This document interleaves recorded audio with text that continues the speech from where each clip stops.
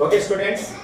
Now I have given you 10 words, and the task is you have to use those 10 words in your own sentence. That means you have to write 10 own sentences, and the marks will be awarded for you on the basis of the sentences you have written.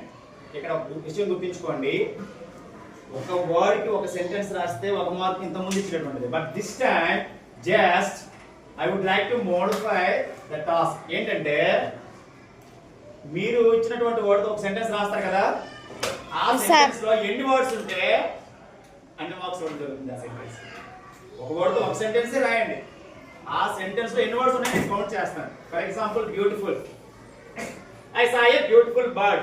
I saw a beautiful bird. ఆ sentence లో ఎన్ని వచ్చే words 5. కానీ మీకు 5 marks చేస్తాను నేను.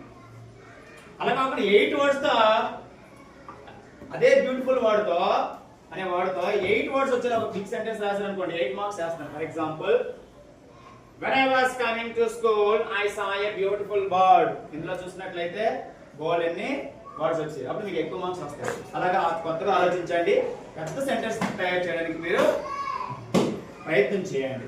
మీరందరూ అందరూ నాకు చూపించిన తర్వాత మనం ఎలా సెంటెన్స్ ఎక్స్టెండ్ చేయొచ్చు అనేది, ఒక సెంటెన్స్ మనం ఎలా ఎక్స్టెండ్ చేయొచ్చు అనేది మీకు నేను క్లియర్ గా వివరించడం జరుగుతుంది.